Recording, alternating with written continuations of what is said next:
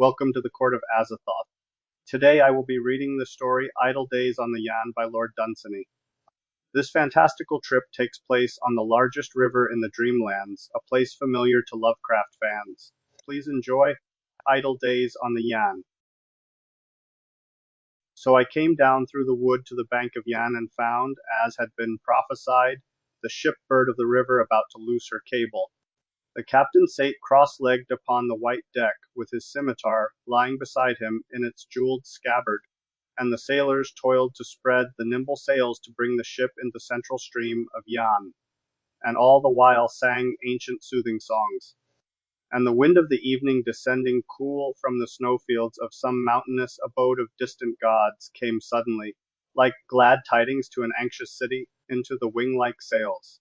And so we came into the central stream, whereat the sailors lowered the greater sails. But I had gone to bow before the captain, and to inquire concerning the miracles and appearances among men of the most holy gods of whatever land he had come from.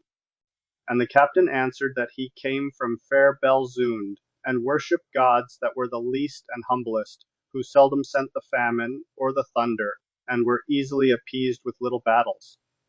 And I told how I came from Ireland, which is of Europe, whereat the captain and all the sailors laughed, for they said, "There are no such places in all the land of dreams." When they had ceased to mock me, I explained that my fancy mostly dwelt in the desert of Cupernombo, about a beautiful blue city called Golthoth the Damned, which was sentinelled all round by wolves and their shadows, and had been utterly desolate for years and years because of a curse which the gods once spoke in anger, and could never since recall. And sometimes my dreams took me as far as Pungarvees, the red-walled city where the fountains are, which trades with the Isles and Thul. When I said this, they complimented me upon the abode of my fancy, saying that, though they had never seen these cities, such places might well be imagined. For the rest of that evening I bargained with the captain over the sum that I should pay him for my fare, if God and the tide of Yann should bring us safely as far as the cliffs by the sea, which are named Bar Wul Yann, the gate of Yann. And now the sun had set, and all the colors of the world and heaven had held a festival with him, and slipped one by one away before the imminent approach of night. The parrots had all flown home to the jungle on either bank, the monkeys in rows in safety on high branches of the trees were silent and asleep. The fireflies in the deeps of the forest were going up and down, and the great stars came gleaming out to look on the face of Yann. Then the sailors lighted lanterns and hung them round the ship, and the light flashed out on a sudden and dazzled Yann, and the ducks that fed along his marshy banks all suddenly arose, and made wide circles in the upper air, and saw the distant reaches of the Yann and the white mist that softly cloaked the jungle, before they returned again into their marshes. And then the sailors knelt on the decks and prayed, not all together, but 5 or 6 at a time. Side by side there kneeled down together 5 or 6, for there only prayed at the same time men of different faiths, so that no god should hear 2 men praying to him at once. As soon as anyone had finished his prayer, another of the same faith took his place. Thus knelt the row of 5 or 6 with bended heads under the fluttering sail, while the central stream of the river Yann took them on towards the sea, and their prayers rose up from among the lanterns and went towards the stars. And behind them in the after end of the ship the helmsman prayed aloud the helmsman's prayer, which is prayed by all who follow his trade upon the river Yann, of whatever faith they be. And the captain prayed to his little lesser gods, to the gods that bless Belzoond. And I too felt that I would pray. Yet I liked not to pray to a jealous god there, where the frail affectionate gods whom the heathen love were being humbly invoked. So I bethought me, instead of Sheol Nugganoth, whom the men of the jungle have long since deserted, who is now unworshipped and alone, and to him I prayed. And upon us praying the night came suddenly down, as it comes upon all men who pray at evening, and upon all men who do not. Yet our prayers comforted our own souls when we thought of the great night to come. And so Yann bore us magnificently onwards, for he was elate with molten snow that the Poltiades had brought him from the hills of Hap, and the Marne and Migris were swollen full with floods. And he bore us in his might past Kif and Pir, and we saw the lights of Gulunza. Soon we all slept except the helmsman, who kept the ship in the midstream of Yann. When the sun rose, the helmsman ceased to sing, for by song he cheered himself in the lonely night. When the song ceased, we suddenly all awoke, and another took the helm, and the helmsman slept. We knew that soon we should come to Mandaroon. We made a meal, and Mandaroon appeared. Then the captain commanded, and the sailors loosed again the greater sails, and the ship turned and left the stream of Yann, and came into a harbor beneath the ruddy walls of Mandaroon. Then, while the sailors went and gathered fruits, I came alone to the gate of Mandaroon. A few huts were outside it, in which lived the guard. A sentinel with a long white beard was standing in the gate, armed with a rusty pike. He wore large spectacles, which were covered with dust. Through the gate I saw the city. A deathly stillness was over all of it. The ways seemed untrodden, and moss was thick on doorsteps. In the marketplace huddled figures lay asleep. A scent of incense came wafted through the gateway, of incense and burned poppies, and there was a hum of the echoes of distant bells. I said to the sentinel in the tongue of the region of Yann, "Why are they all asleep in this still city?" He answered, "None may ask questions in this gate, for fear they wake the people of the city. For when the people of this city wake, the gods will die, and when the gods die, men may dream no more." And I began to ask him what gods that city worshipped, but he lifted his pike, because none might ask questions there. So I left him and went back to the Bird of the River. Certainly Mandaroon was beautiful with her white pinnacles peering over her ruddy walls, and the green of her copper roofs. When I came back again to the Bird of the River, I found the sailors were returned to the ship. Soon we weighed anchor and sailed out again, and so came once more to the middle of the river. And now the sun was moving towards his heights, and there had reached us on the river Yann the song of those countless myriads of choirs that attend him in his progress round the world. For the little creatures that have many legs had spread their gauze wings easily on the air, as a man rests his elbows on a balcony, and gave jubilant, ceremonial praises to the sun, or else they moved together on the air in wavering dances intricate and swift, or turned aside to avoid the onrush of some drop of water that a breeze had shaken from a jungle orchid, chilling the air and driving it before it as it fell whirring in its rush to the earth. But all the while they sang triumphantly. "For the day is for us," they said, "whether our great and sacred Father, the sun, shall bring up more life like us from the marshes, or whether all the world shall end tonight." And there sang all those whose notes are known to human ears, as well as those whose far more numerous notes have been never heard by man. To these a rainy day had been as an era of war that should desolate continents during all the lifetime of a man. And there came out also from the dark and steaming jungle to behold and rejoice in the sun the huge and lazy butterflies. And they danced, but danced idly, on the ways of the air, as some haughty queen of distant conquered lands might in her poverty and exile dance, in some encampment of the gypsies, for the mere bread to live by, but beyond that would never abate her pride to dance for a fragment more. And the butterflies sung of strange and painted things, of purple orchids and of lost pink cities, and the monstrous colors of the jungle's decay. And they too were among those whose voices are not discernible by human ears.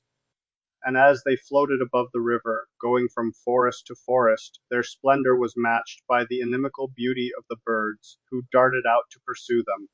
Or sometimes they settled on the white and wax-like blooms of the plant that creeps and clambers about the trees of the forest, and their purple wings flashed out on the great blossoms as, when the caravans go from Nurl to Thais, the gleaming silks flash out upon the snow, where the crafty merchants spread them one by one to astonish the mountaineers of the hills of Nor.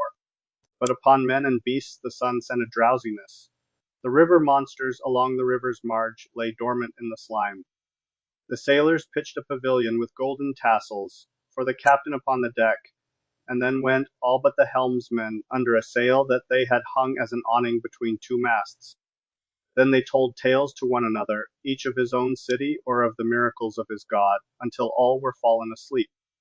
The captain offered me the shade of his pavilion with the gold tassels, and there we talked for a while, he telling me that he was taking merchandise to Perdondaris, and that he would take back to fair Belzoon things appertaining to the affairs of the sea. Then, As I watched through the pavilion's opening the brilliant birds and butterfly flies that crossed and recrossed over the river, I fell asleep and dreamed that I was a monarch entering his capital underneath arches of flags, and all the musicians of the world were there, playing melodiously their instruments, but no one cheered. In the afternoon, as the day grew cooler again, I awoke and found the captain buckling on his scimitar, which he had taken off him while he rested. And now we were approaching the wide court of Azathoth, which opens upon the river. Strange boats of antique design were chained there to the steps. As we neared it, we saw the open marble court, on three sides of which stood the city fronting on colonnades. And in the court and along the colonnades, the people of that city walked with solemnity and care, according to the rites of ancient ceremony. All in that city was of ancient device. The carving on the houses, which, when age had broken it, remained unrepaired, was of the remotest times, and everywhere were represented in stone beasts that have long since passed away from earth, the dragon, the griffin, and the hippogriffin, and the different species of gargoyle. Nothing was to be found, whether material or custom, that was new in Azathoth. Now they took no notice at all of us as we went by, but continued their processions and ceremonies in the ancient city, and the sailors, knowing their custom, took no notice of them.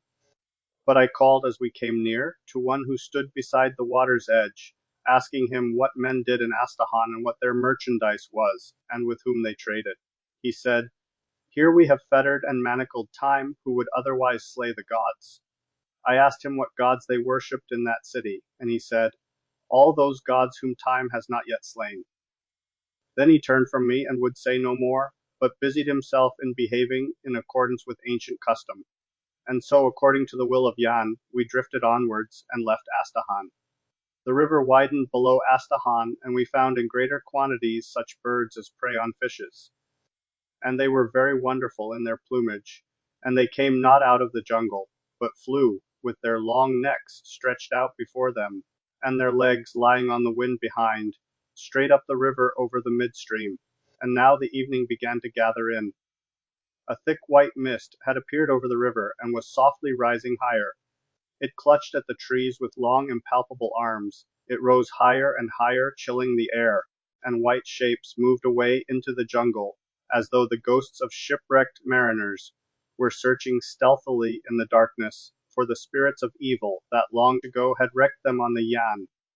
As the sun sank behind the field of orchids that grew on the matted summit of the jungle, the river monsters came wallowing out of the slime in which they had reclined during the heat of the day, and the great beasts of the jungle came down to drink. The butterflies a while since were gone to rest. In little narrow tributaries that we passed night seemed already to have fallen, though the sun which had disappeared from us had not yet set.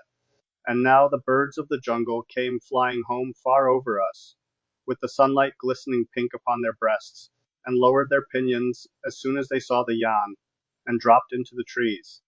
And the widgeon began to go up the river in great companies, all whistling, and then would suddenly wheel and all go down again.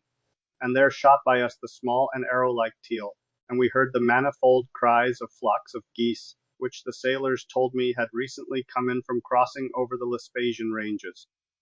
Every year they come by the same way, close by the peak of Luna, leaving it to the left, and the mountain eagles know the way they come.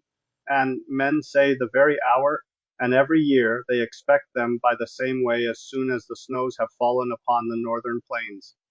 But soon it grew so dark that we saw these birds no more, and only heard the whirring of their wings, and of countless others besides, until they all settled down along the banks of the river, and it was the hour when the birds of the night went forth. Then the sailors lit the lanterns for the night, and huge moths appeared, flapping about the ship, and at moments their gorgeous colors would be revealed by the lanterns. Then they would pass into the night again, where all was black. And again the sailors prayed, and thereafter we supped and slept, and the helmsman took our lives into his care. When I awoke I found that we had indeed come to Perdóndaris, that famous city, for there it stood upon the left of us, a city fair and notable, and all the more pleasant for our eyes to see after the jungle that was so long with us. And we were anchored by the market-place, and the captain's merchandise was all displayed, and a merchant of Perdondaris stood looking at it. And the captain had his scimitar in his hand, and was beating with it in anger upon the deck, and the splinters were flying up from the white planks. For the merchant had offered him a price for his merchandise that the captain declared to be an insult to himself and his country's gods, whom he now said to be great and terrible gods whose curses were to be dreaded. But the merchant waved his hands, which were of great fatness, showing the pink palms, and swore that of himself he thought not at all, but only of the poor folk in the huts beyond the city, to whom he wished to sell the merchandise for as low a price as possible, leaving no remuneration for himself. For the merchandise was mostly the thick tumarund carpets that in the winter keep the wind from the floor, and talub which the people smoke in pipes. Therefore the merchant said if he offered a piffek more, the poor folk must go without their tumaruns when the winter came, and without their talub in the evenings, or else he and his aged father must starve together. Thereat the captain lifted his scimitar to his own throat, saying that he was now a ruined man, and that nothing remained to him but death. And while he was carefully lifting his beard with his left hand, the merchant eyed the merchandise again, and said that rather than see so worthy a captain die, a man for whom he had conceived an especial love when first he saw the manner in which he handled his ship, he and his aged father should starve together, and therefore he offered 15 piffeks more. When he said this, the captain prostrated himself and prayed to his gods that they might yet sweeten this merchant's bitter heart, to his little lesser gods, to the gods that bless Belzoond. At last the merchant offered yet 5 piffeks more. Then the captain wept, for he said that he was deserted of his gods, and the merchant also wept, for he said that he was thinking of his aged father and of how he soon would starve, and he hid his weeping face with both his hands, and eyed the talub again between his fingers. And so the bargain was concluded, and the merchant took the tumaran and talub, paying for them out of a great clinking purse. And these were packed up into bales again, and 3 of the merchant's slaves carried them upon their heads into the city. And all the while the sailors had sat silent, cross-legged in a crescent upon the deck, eagerly watching the bargain, and now a murmur of satisfaction arose among them, and they began to compare it among themselves with other bargains that they had known. And I found out from them that there are 7 merchants in Perdondaris, and that they had all come to the captain one by one before the bargaining began, and each had warned him privately against the others. And to all the merchants the captain had offered the wine of his own country that they make in fair Belzoond, but could in no wise persuade them to it. But now that the bargain was over, and the sailors were seated at the first meal of the day, the captain appeared among them with a cask of that wine, and we broached it with care, and all made merry together. And the captain was glad in his heart, because he knew that he had much honor in the eyes of his men because of the bargain that he had made. So the sailors drank the wine of their native land, and soon their thoughts were back in fair Belzoond, and the little neighboring cities of Durrell and Duz. But for me the captain poured into a little glass some heavy yellow wine from a small jar which he kept apart among his sacred things. Thick and sweet it was, even like honey, yet there was in its heart a mighty ardent fire which had authority over souls of men. It was made, the captain told me, with great subtlety by the secret craft of a family of 6, who lived in a hut on the mountains of Hyan Min. Once in these mountains, he said, he followed the spoor of a bear, and he came suddenly on a man of that family who had hunted the same bear, and he was at the end of a narrow way with precipice all about him, and his spear was sticking in the bear, and the wound not fatal, and he had no other weapon. And the bear was walking towards the man, very slowly because his wound irked him, yet he was now very close. And what the captain did he would not say, but every year as soon as the snows are hard, and travelling is easy on the Hyan Min, that man comes down to the market in the plains, and always leaves for the captain in the gate of fair Belzoond a vessel of that priceless secret wine. And as I sipped the wine and the captain talked, I remembered me of stalwart noble things that I had long since resolutely planned, and my soul seemed to grow mightier within me and to dominate the whole tide of the Yann. It may be that I then slept, Or if I did not, I do not now minutely recollect every detail of that morning's occupations. Towards evening, I awoke and wishing to see Perdondaris before we left in the morning, and being unable to wake the captain, I went ashore alone. Certainly Perdondaris was a powerful city. It was encompassed by a wall of great strength and altitude, having in it hollow ways for troops to walk in, and battlements along it all the way, and 15 strong towers on it in every mile, and copper plaques low down where men could read them, telling in all the languages of those parts of the earth, one language on each plaque, the tale of how an army once attacked Perdondaris and what befell that army. Then I entered Perdondaris, and found all the people dancing clad in brilliant silks, and playing on the tambang as they danced. For a fearful thunderstorm had terrified them while I slept, and the fires of death, they said, had danced over Perdondaris, and now the thunder had gone leaping away large and black and hideous, they said, over the distant hills, and had turned round snarling at them, showing his gleaming teeth, and had stamped as he went upon the hilltops until they rang as though they had been bronze. And often and again they stopped in their merry dances, and prayed to the God they knew not, saying, O God that we know not, we thank thee for sending the thunder back to his hills. And I went on and came to the marketplace, and lying there upon the marble pavement, I saw the merchant fast asleep and breathing heavily, with his face and the palms of his hands towards the sky, and slaves were fanning him to keep away the flies.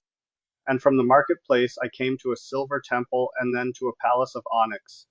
And there were many wonders in Perdondaris, and I would have stayed and seen them all, but as I came to the outer wall of the city, I suddenly saw in it a huge ivory gate. For a while I paused and admired it, then I came nearer and perceived the dreadful truth. The gate was carved out of one solid piece.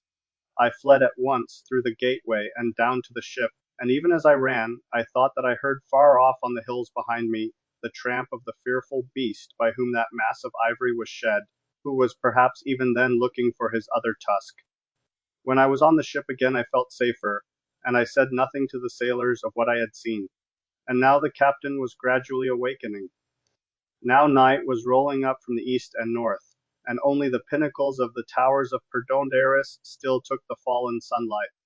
Then I went to the captain and told him quietly of the thing I had seen, and he questioned me at once about the gate in a low voice that the sailors might not know, and I told him how the weight of the thing was such that could not have been brought from afar, and the captain knew that it had not been there a year ago.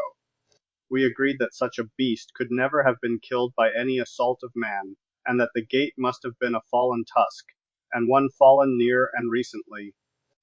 Therefore he decided that it were better to flee at once. So he commanded, and the sailors went to the sails, and others raised the anchor to the deck, and just as the highest pinnacle of marble lost the last rays of the sun, we left Perdondaris, that famous city. And night came down and cloaked Perdondaris, and hid it from our eyes, which as things have happened we'll never see it again. For I have heard since that something swift and wonderful has suddenly wrecked Perdondaris in a day, towers and walls and people. And the night deepened over the river Yann, a night all white with stars. And with the night there rose the helmsman's song. As soon as he had prayed, he began to sing to cheer himself all through the lonely night. But first he prayed, praying the helmsman's prayer. And this is what I remember of it, rendered into English, with a very feeble equivalent of the rhythm that seemed so resonant in those tropic nights. To whatever God may hear. Wherever there be sailors, whether of river or sea, whether their way be dark or whether through storm, whether their peril be of beast or of rock, or from enemy lurking on land or pursuing on sea, wherever the tiller is cold or the helmsman stiff, wherever sailors sleep or helmsmen watch, guard, guide, and return us to the old land that has known us, to the far homes that we know, to all the gods that are, to whatever God may hear. So he prayed, and there was silence, and the sailors laid them down to rest for the night. The silence deepened and was only broken by the ripples of Yann that lightly touched our prow. Sometimes some monster of the river coughed, silence and ripples, ripples and silence again. And then his loneliness came upon the helmsman, and he began to sing. And he sang the market songs of Durrell and Duz, and the old dragon legends of Belzoond. Many a song he sang, telling to spacious and exotic Yann the little tales and trifles of his city of Durl. And the songs welled up over the black jungle and came into the clear cold air above, and the great bands of stars that look on Yann began to know the affairs of Durl and Duz, and of the shepherds that dwelt in the fields between, and the flocks that they had, and the loves that they had loved, and all the little things that they hoped to do. And as I lay wrapped up in skins and blankets, listening to those songs, and watching the fantastic shapes of the great trees like to black giants stalking through the night, I suddenly fell asleep. When I awoke, great mists were trailing away from the Yann, and the flow of the river was tumbling now tumultuously, and little waves appeared. For Yann had scented from afar the ancient crags of Glorm, and knew that their ravines lay cool before him, wherein he should meet the merry, wild Irillion rejoicing from fields of snow. So he shook off from him the torpid sleep that had come upon him in the hot and scented jungle, and forgot its orchids and its butterflies, and swept on turbulent, expectant, strong, and soon the snowy peaks of the hills of Glorm came glittering into view. And now the sailors were waking up from sleep. Soon we all eat, and then the helmsman laid him down to sleep while a comrade took his place, and they all spread over him their choicest furs. And in a while we heard the sound that the Irillion made as she came down dancing from the fields of snow. And then we saw the ravine in the hills of Glorm lying precipitous and smooth before us, into which we were carried by the leaps of Yann. And now we left the steamy jungle and breathed the mountain air. The sailors stood up and took deep breaths of it, and thought of their own far-off Acroxian hills, on which were Durl and Duz. Below them in the plains stands fair Belzund. A great shadow brooded between the cliffs of Glorm, but the crags were shining above us like gnarled moons, and almost lit the gloom. Louder and louder came the Irillion song, and the sound of her dancing down from the fields of snow. And soon we saw her white and full of mists, and wreathed with rainbows, delicate and small, that she had plucked up near the mountain's summit from some celestial garden of the sun. Then she went away seawards with the huge grey Yann, and the ravine widened, and opened upon the world, and our rocking ship came through to the light of the day. And all that morning and all the afternoon we passed through the marshes of Ponduvary, and Yann widened there and flowed solemnly and slowly, and the captain bade the sailors beat on bells to overcome the dreariness of the marches. At last the Erusian mountains came in sight, nursing the villages of Penkai and Blut, and the wandering streets of Emelo, where priests propitiate the avalanche with wine and maize. Then night came down over the plains of Tlun, and we saw the lights of Cappadarnia. We heard the path knights beating upon drums as we passed Imo and Golzunda. Then all but the helmsman slept. And villages scattered along the banks of the Yann heard all that night in the helmsman's unknown tongue the little songs of cities that they knew not. I awoke before dawn with a feeling that I was unhappy before I remembered why. Then I recalled that by the evening of the approaching day, according to all foreseen probabilities, we should come to Bar Wul Yann, and I should part from the captain and his sailors. And I had liked the man because he had given me of his yellow wine that was set apart among his sacred things, and many a story he had told me about his fair Belzund between the Acroxian hills and the Hienmin, and I had liked the ways that his sailors had, and the prayers that they prayed at evening side by side, grudging not one another their alien gods. And I had a liking too for the tender way in which they often spoke of Durl and Duz, for it is good that men should love their native cities and the little hills that hold those cities up.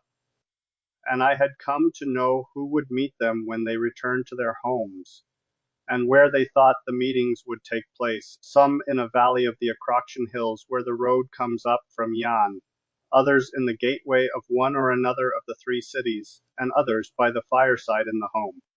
And I thought of the danger that had menaced us all alike outside Perdondaris, a danger that, as things have happened, was very real. And I thought too of the helmsman's cheery song in the cold and lonely night, and how he had held our lives in his careful hands. And as I thought of this, the helmsman ceased to sing, and I looked up and saw a pale light had appeared in the sky, and the lonely night had passed. And the dawn widened, and the sailors awoke.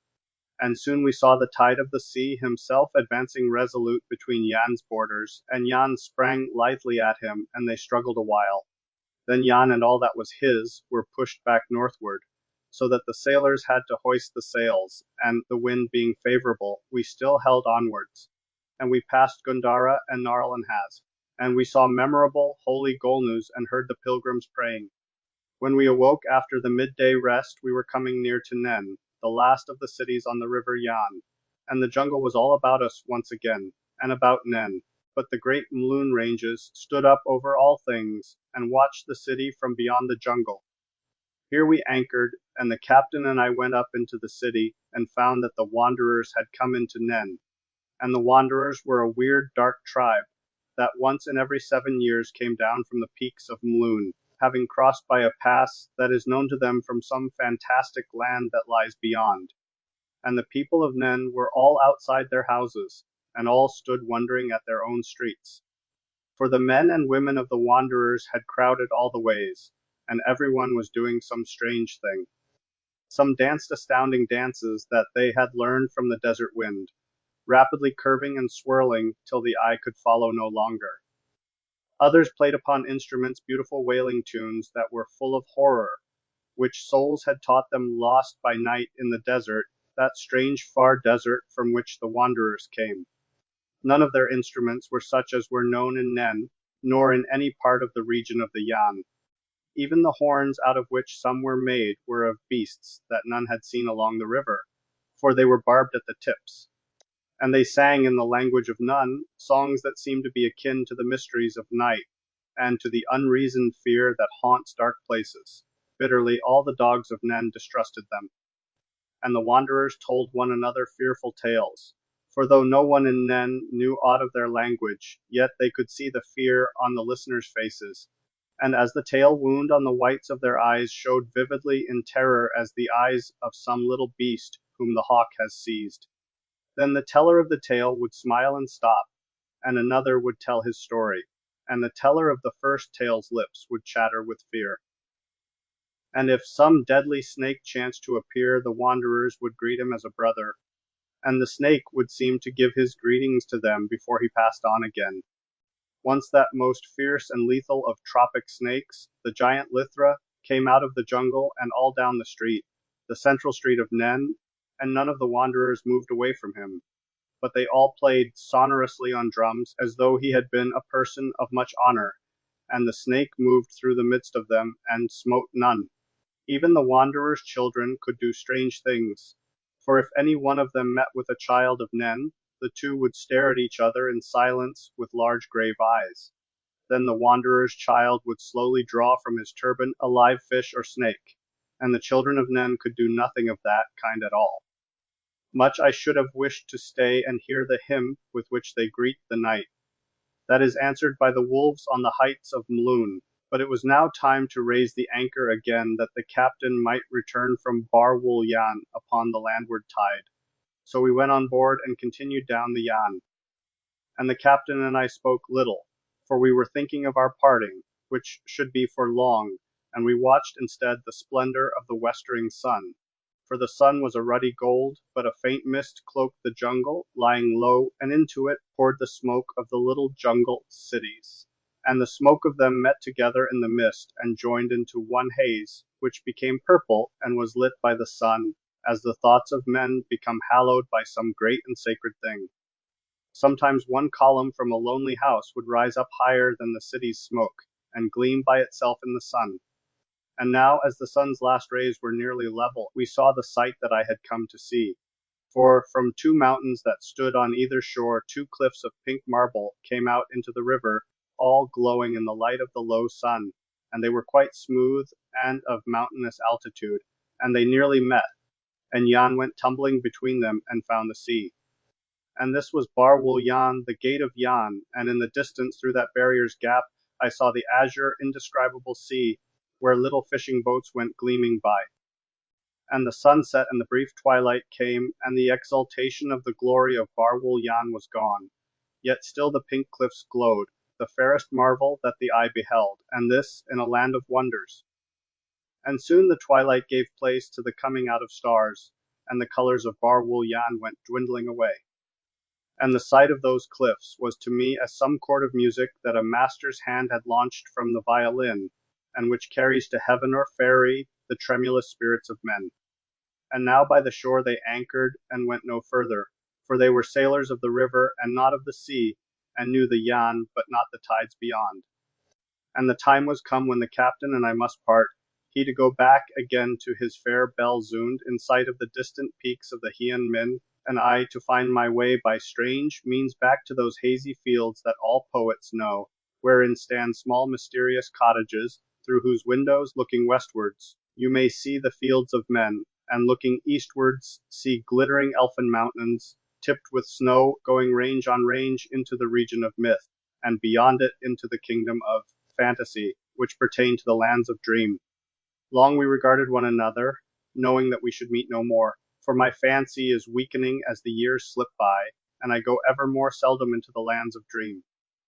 Then we clasped hands, uncouthly on his part, for it is not the method of greeting in his country, and he commended my soul to the care of his own gods, to his little lesser gods, the humble ones, to the gods that bless Belzoond. Thank you for listening to this reading of Idle Days on the Yann.